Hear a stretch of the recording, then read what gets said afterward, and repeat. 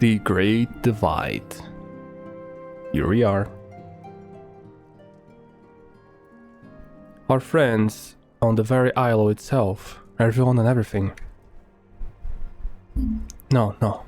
It avails us not to speculate. Urianger will send word if there is any development. Until such time as he does, we must remain firmly focused on that which is within our power to change. With that in mind, I would speak of a different matter, one closer to home.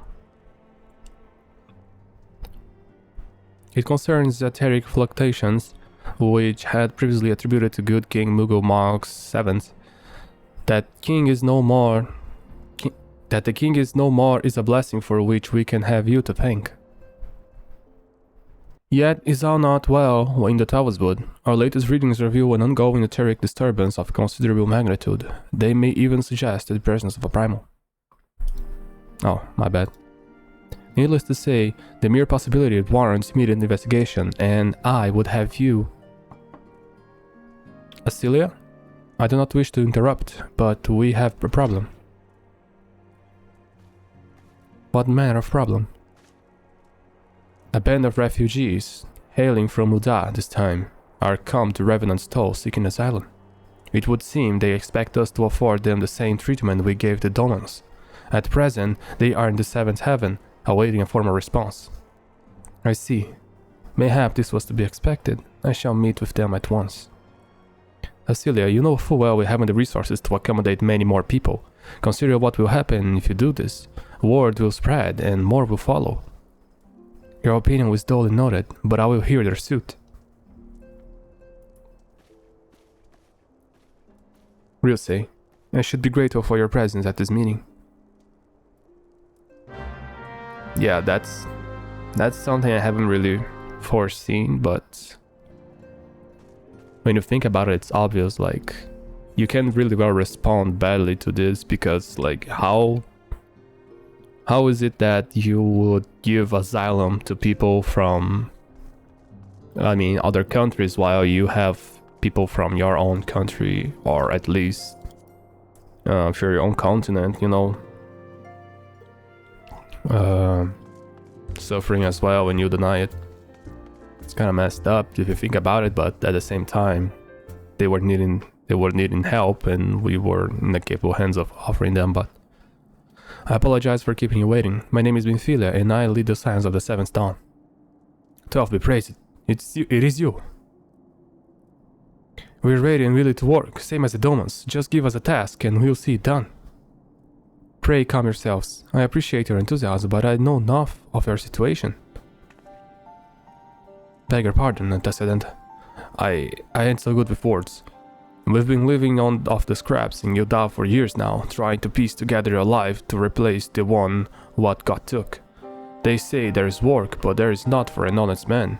Not as wouldn't sully his soul sooner than his palms. Any road, the flames do what they can for us, of course, but it ain't near enough. And it's getting worse. When the calamity brought us to our knees, those rich bastards in the city didn't help us up. They climbed up our banks. I don't pretend to be clever, but even I can see what's coming. I knew we had to run. The only question was where. And then it came to me, Revenant's Toll.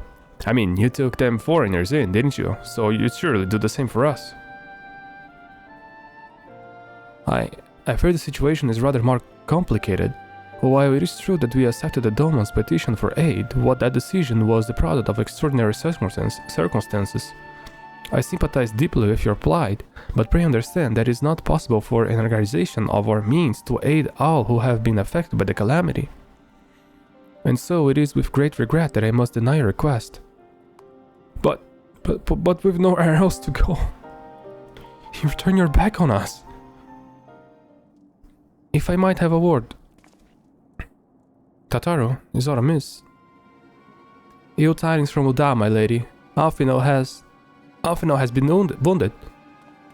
What? How? Is it serious? I cannot say for certain, but I fear it might be. According to the flames, the refugees started a riot. They went wild, apparently, lashing out at everyone.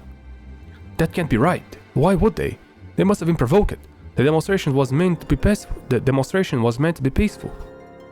7 hells. Now the blades have an excuse. They round us up and kill anyone who tries to resist. Antecedent, please. If you won't help us build a new life, at least help us to keep the ones we've got. My lady,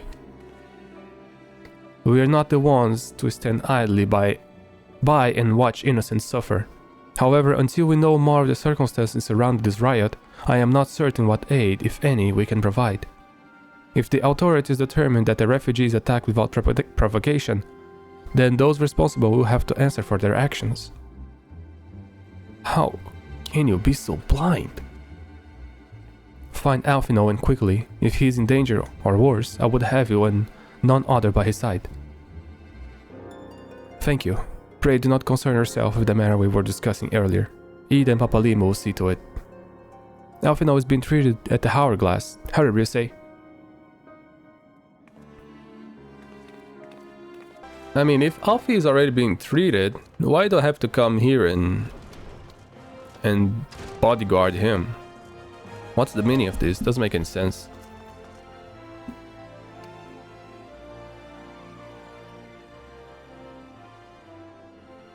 Come, you must have gathered by now that Tataru is given to exaggeration. As you can see, I am quite well. Ul'dah, on the other hand, is not. This riot was anything but an isolated incident. There is a restlessness in the air. Tensions long simmering are at last threatening to boil over. Yeah, I figured. Ul'dah is a nation infamous for the great disparity between the wealthy and the poor. The majority of the populace accepts this state of affairs because they believe that every man bears responsibility for his own lot in life. To an Ul'dan, money is the foremost, and some would say the only measure of a man's worth. Small wonder that the wealthiest wield the greatest influence. So where do the refugees fit into this social hierarchy? What place is there for those who fled Alamigo and the destruction of the Calamity?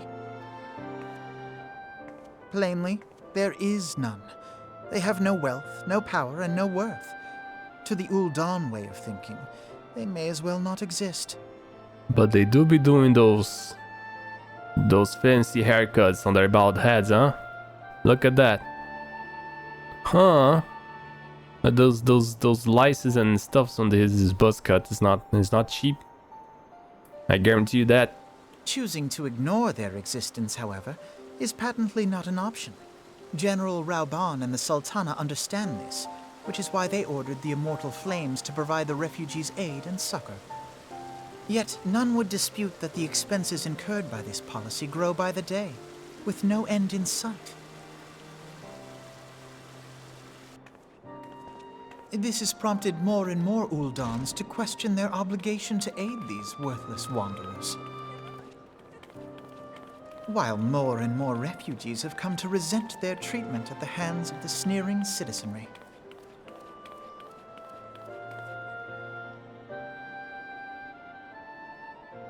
The manner of Lord Lolorito's refusal to grant the Dolmens asylum bespoke a disdain for all refugees, an attitude shared by the rest of the monetarists.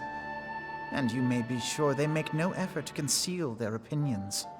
It was only a matter of time before the refugees united in protest, nor is it any surprise that some among them would ultimately resort to violence.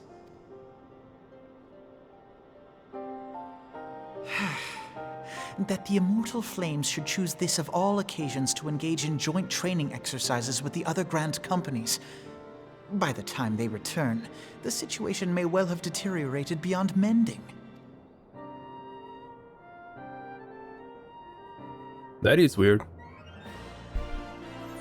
Give